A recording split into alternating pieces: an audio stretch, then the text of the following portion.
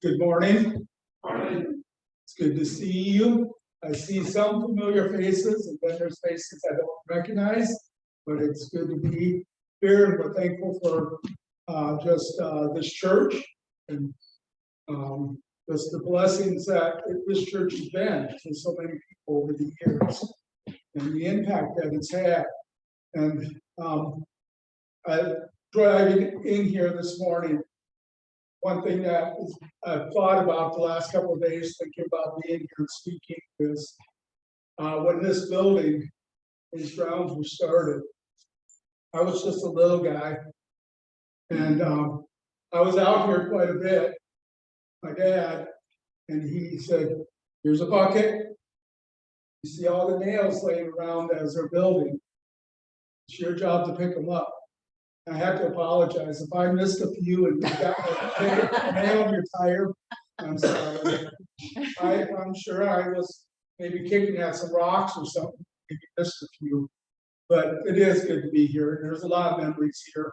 A lot of softball games that were played out here. A lot of good friendships and memories. It's just good to be back. And I thank you, especially for the cool weather. Tomorrow we fly back to Phoenix, and it's going to be quite warm when we land there. It's supposed to be up over 100 again tomorrow, and our daughter will be waiting for us, and hopefully she'll have a big pot of water. But it's good to be here, and I'm going to let Sandy share a little bit about some of the things that are happening within our ministry, and then I have a short share. Good morning. Is it okay if this is a little bit interactive? Yes. Oh, yeah. Okay. So, do you ever wonder what missionaries do? Yes. Any thoughts about what they do? How do you spend? What do you do? Where do you spend your time? We have that question sometimes. So, what questions have you ever wanted to ask? Anybody wonder what in the world missionaries do? We weren't prepared. You haven't had time to think. Well, I can tell you a few things that probably aren't on your list when you think about what we do. Like LeRoy heading up making 1,300 pieces of Indian fry bread last February. Why? And going to the store and getting all these bags of flour that they use to make fry bread, and people look at us sometimes like, "Oh, a restaurant? What are you doing?" So what are we doing?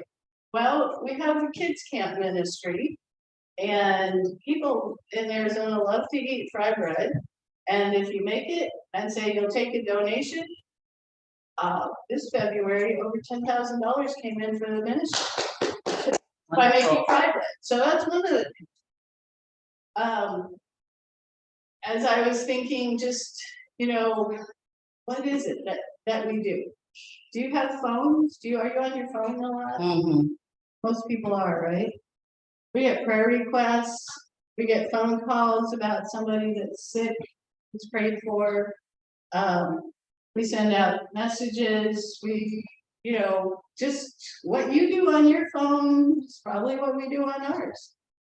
But it's part of how we stay connected and how the Lord helps us know what's going on and how to come alongside. Our ministry over the years has been more of not upfront preaching, teaching. We weren't school teachers, although I did teach a little bit when we first got to the field. When I worked in the accounting office. We've probably shared this here, but just as a reminder that when you follow God, you take up that cross.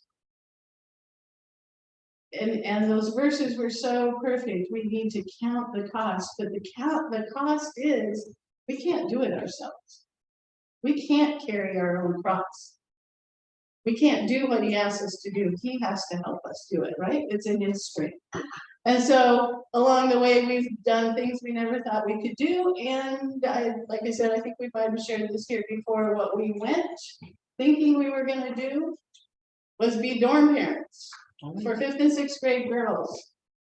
And in all of I always get the years wrong, 35, almost 36 years we've been on the mission field. We've never been dorm parents. Never. We've been camp counselors. But what we understood as we started down the path, that's not so. What do missionaries do? Well, sometimes they don't do what they think they're gonna do. Sometimes they do things they don't think. So over the years, there's been a lot of changes in our ministries, the things that God has had us doing, also in the ministry as a whole.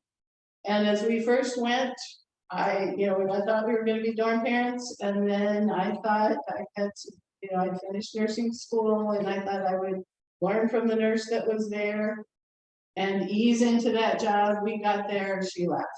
And I didn't think I was going to have to learn the job on my own, but the Lord helped. LeRoy had a little bit of experience when we were in Iowa. It's on church books, and he thought he would learn from the treasurer that was at the mission and ease into it. What do you think happened? He left. And so those kind of things just make me think of the verses in Matthew 28. Starting with verse 18, as Jesus spoke to the disciples. And he came and he spoke to them, saying, all authority is given to me in heaven and on earth. Go therefore and make disciples of all nations, baptizing them in the name of the Father and of the Son and of the Holy Spirit, teaching them to observe the things I have commanded you. And lo, I am with you always, even to the end of the age. So no matter as things have changed, mentioned a couple of things we did early on. We were there for almost 10 years that the school was operating. And then as things changed and more was available closer to home, the boarding school wasn't as much of a need or the avenue that was going to be used. We changed jobs.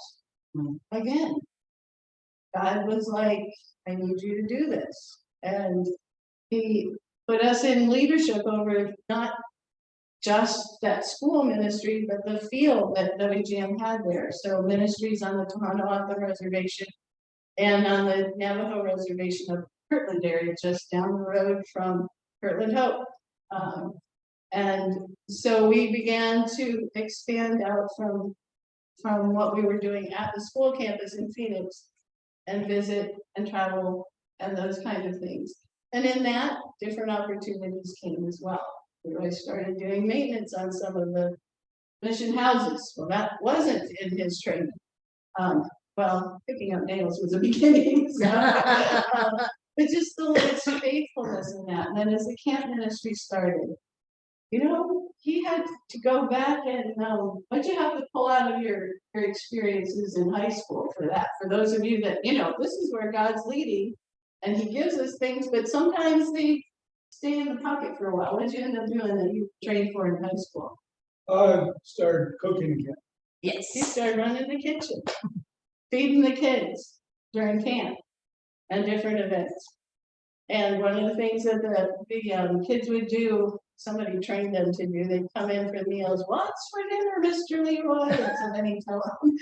But you know what? Then as we started traveling out, visiting these kids in the churches, I would teach lessons. I'd take care of them when they fall down, fix their boo-boo, talk to mom if they were really homesick. You know who they remembered? That's Mr. LeRoy. He makes the best food. And it just was fun the way that, just those things you don't always think about. As missionaries, God uses whatever he puts in our hands. And so we had a season where we were in leadership and helping run camps and out visiting some. And then just here lately, our whole ministry has gone through a big change. So what are we doing now? Well, we talked a little bit about the fry bread that helps with camps. And so when we get back tomorrow, a week from tomorrow, we leave with 13 teenagers and take them up to, we're joining with the Nazarenes youth camp and taking Native kids as a group for the first time to be with all the other kids from that district. So we need your prayers. And we are looking forward to those opportunities. The next week we take 14 elementary kids. We didn't know this summer how that was gonna go. We've always done our own, but then with COVID and then changes on our campus, you know, we haven't done in the summer a long camp. We've been doing short times with the kids over weekends. So we didn't know if any kids would want to go. It's a whole new experience. But we've got some that are going and we're excited about that. So that's another thing that we're doing. Just lately, I talked about LeRoy pulling out his training in cooking. I grew up in Bolivia in South America. I learned Spanish when I learned to talk.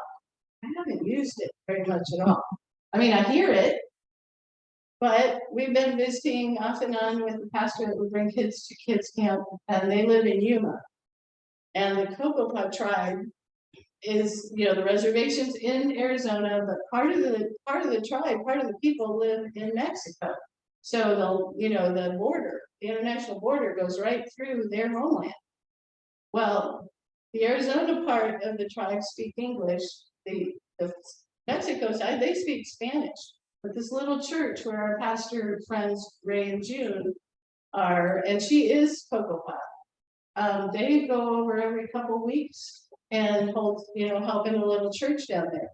Well, June communicates through their tribal language, but Ray doesn't speak Spanish. So they have some people in their church that help, but they had mentioned to us and we had expressed we'd like to go sometime. So just in April, actually Tim and Shirley Rail were visiting us and we went across the border. With a little trepidation because we don't have active passports. Tim and Shirley did, they were no problem. We've been told it would be fine, and I was like, I don't know, all we have is our birth certificates and our driver's license. But the Lord just kept nudging us, just go, trust me, just go. So we went over and the Lord helped me. I dusted out my Spanish and taught the kids in Spanish. And we came back and I'm like, okay, Lord, you know, that's fine. Well, the changes on our campus have been a lot because with COVID and just the small camp ministry we had, we couldn't keep up the upkeep of the facilities and all of that. And the Lord brought changes in leadership and the mission and so on. And now we are sharing the campus, which we call, I get my names all mixed up now. Southwest Indian Ministry Center, we have renamed that to Christian Community Center, where we are still based, we still live. Native ministry comes and goes out of there, but we're sharing it with other groups as well. So there's a church that meets there. There's also a group called Thrive that works with kids that are aging out of foster care. And I've been feeling nudged by the Lord here and there that, you know, I need to get involved, and they've called me someone needed checked on because some of the young people live there. Well, they started what they call the Hope House. And it's for young girls that are coming out of foster care and they're pregnant or have a little child. So I had gone one day and said, okay, I think, you know, I've got a block of time on Wednesdays, I can help out. You know what? There was a girl originally from Guatemala, can speak a lot of English. And I've ended up over the last several weeks taking her to appointments, being there as she went into the hospital to have her little baby Diana, and going back to continue that relationship because the Lord picked up again and said, I want you ready to use this. And in another situation at the church we go to on the Salt River Reservation, a young man came to one of our meetings and I just could tell from his accent that, you know, English wasn't his first language, and the Lord allowed me to be able to speak to him as well. And so when you wonder what we do, we live our lives, we teach, we share as the Lord opens doors, we walk alongside, we continue learning to pick up our cross and to walk with people. Wednesday nights, we have a Bible study that we call The Gathering, and we do more of a kind of a discussion. We have questions. So we read the chapter, and then different ones have been willing to step in and ask the questions. And so we're slowly nudging them to leadership in that way. And it's exciting to see them becoming more and more feeling freer to do that. So our ministry now, we're not in leadership over the field. We're able to let someone else make all of those decisions and have to handle all of the administrative things. And God is opening doors for us to just keep walking alongside former students, pastors, camp kids, Bible study people, the church we attend out on the reservation. And the Lord continues to be faithful because he says, I am with you always, even to the end of the age. And as we were singing about for the cause of Christ, I thought of Jesus just standing right back there, stand up there. And it's because he loves us. And it's because we're learning more and more what that love is, that we continue on as changes come and go, that we continue to share who he is. And you too are part of that. And we want to say thank you. Thank you, Sandy.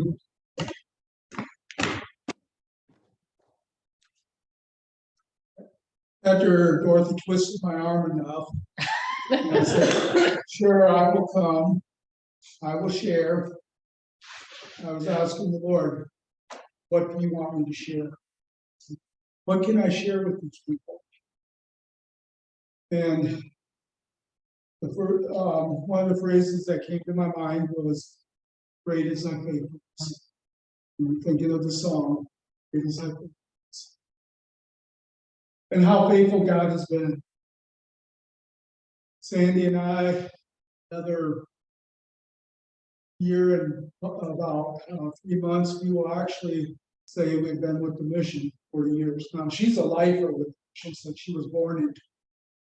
But us as a couple were appointed as missionaries in 1984. Long time. Long time. But we've seen how God has been so faithful. From that day in October of 1984, when we went before the board, very scared, very nervous.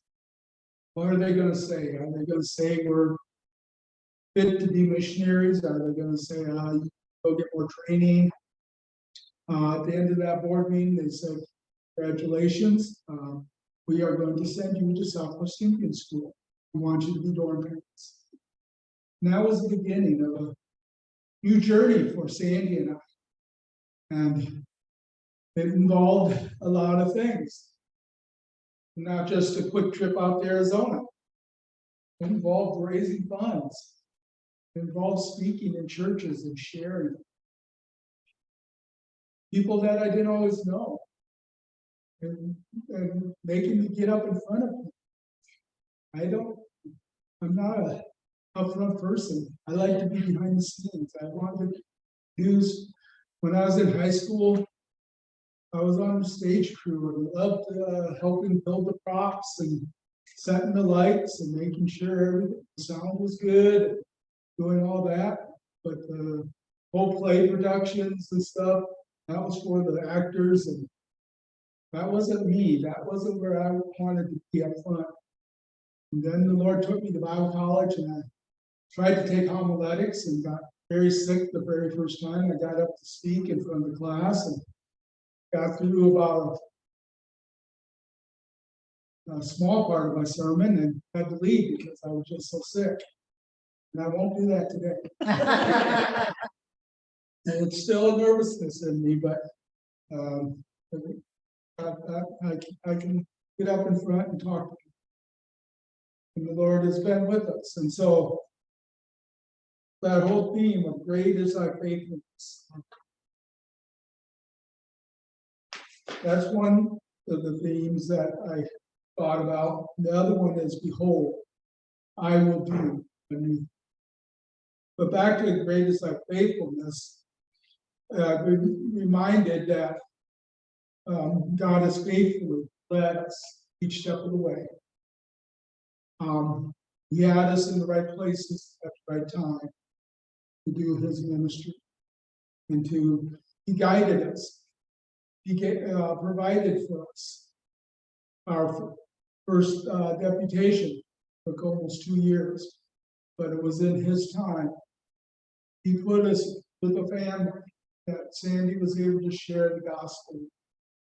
And the gal that she had gone to nursing school with and had carpooled with her and had been around her for the years of training, and then during the years that we were living in Iowa. And right before got all of our support that first time, Sandy had the opportunity to pray with them. She asked Jesus into her heart. Praise We have the Lord. lost contact. Don't know, but and then right after that happened, all the rest of the support we needed came in.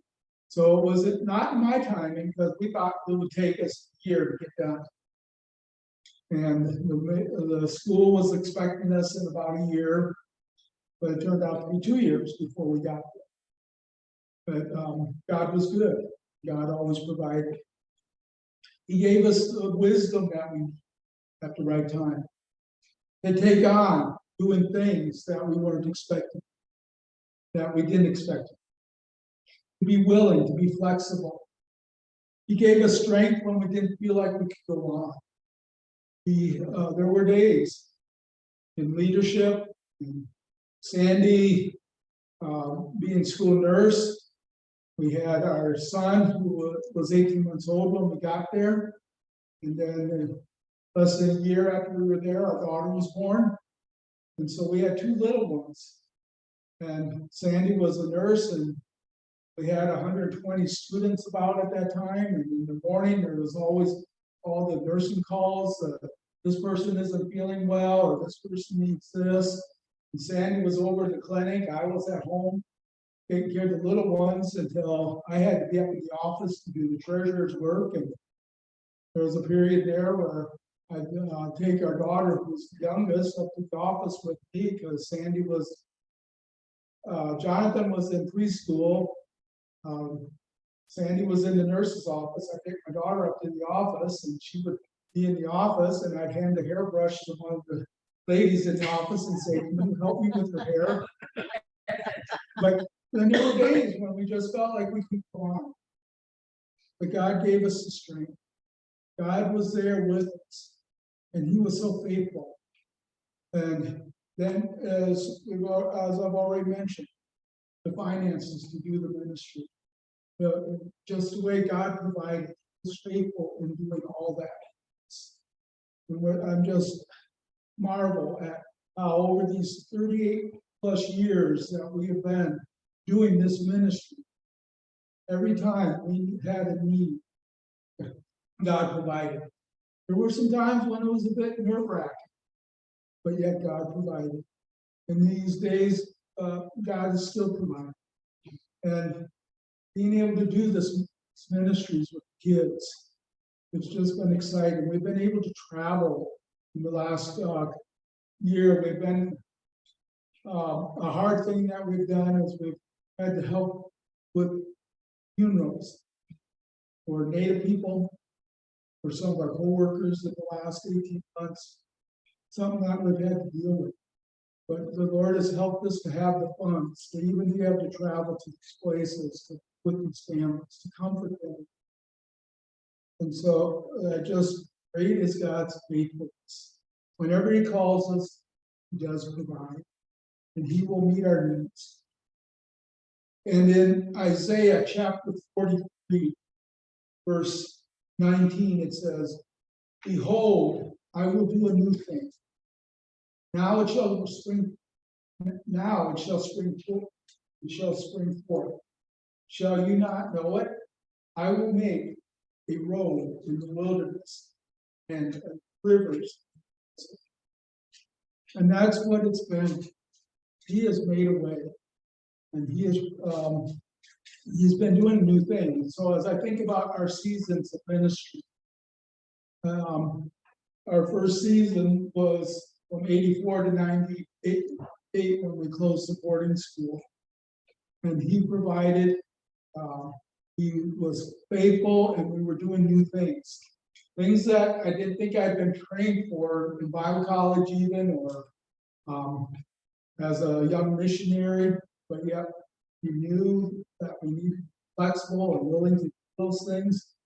When the assistant director came and said, our treasurer's leaving. This was just 5 months after we've been on the field. And we think you will do a good job as our treasurer. And at that time, it was a very large budget.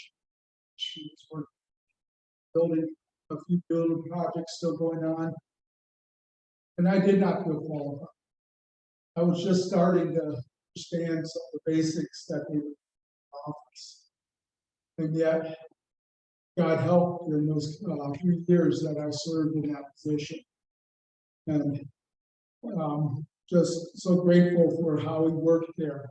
And Sandy, not thinking that she would ease her way into the nursing, got dropped into it right away, pregnant, taking care of the sick kids, and kids that fall into cactus, just a variety of things that happen on the school campus. Kid breaks his leg out on the soccer field, just different things that take place. But yet, it was new things. And asked to be on the executive team, being on the discipline committee. There's a variety of new things that first season in our lives. And then the second season, as we jumped into, after we closed the boarding school, and actually in 2000, when they asked Sandy to become the director of the ministry. She had been asked to be assistant director and was working with Matt and in charge of some of that stuff. But never dreamed that she would be asked to be director. And one of the questions our kids asked us one time was, "Now that you're director, Mom, you fire Dad?" And she said, "Yeah, I could fire him, but if I fired him, you'd all have to." But that never did happen. Yay. But just in that season, we did not feel qualified. We did not feel ready to do that new thing. But yet God helped. And in toward the end of 2020, our regional director said, "I think it's time for you guys to step aside and somebody else take on these responsibilities." You know, when you've been in charge for 20 years, it's hard to let. It's hard to go through a change. And that's what I've dealt with the last couple of years. It's something that we've been doing for such a long time. Now we're not consulted about things. They do ask me where this pipe is or where. Well, why did they do that on the campus? Why did they do that to that house?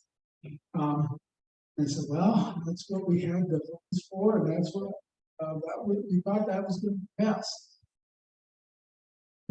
But we're not in the main flow of things now. And so that's been changed. It's been times hard, but yet God is doing it. And He is reminding me of that. And now, as we enter into this what I call our third season, and how long it's going to last, I don't know. That's up to God. I could think about retirement in the next couple of years, but that's in God's hands when we do that. Until then, I'm excited because God is reminding me that this is going to be something new again. And the verses before in 18 said, "Do not remember the former things, nor consider the things of old." I looked at that the other day and, wow, I don't want to totally let go or get those former things, but I can learn from them. When we're going through those times of hardness or times of change, don't forget those former things because God can use them later. he can help you to do something differently. Maybe he was equipping you for a decision that. And also along with that, Lord, consider things both. One of the things that I've learned a lot is the wisdom of the elders. And in the Native culture, those with white hair and the elders in the community are highly respected. And their word is gold, so to speak. And I've learned to be willing to talk to and ask, what do you think? And so, yes, we can't live in the past always. And there was a period there where I think like pulled some of the ministries, but I had to get to a point where God said, let go. You need to trust me. And so that's what's been happening. And earlier this year, earlier in chapter 43 of Isaiah, it said, God gave me these verses. But now, thus saith the Lord, who created you, O Jacob, and he who formed you, O Israel, fear not, for I have redeemed you. I have called you by your name. You are mine. When you pass through the waters, I will be with you, and through the rivers, they shall not overflow you.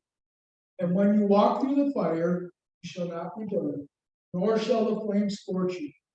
For I am the Lord your God, and the Holy One of Israel, your Savior. And those words earlier this year really brought encouragement.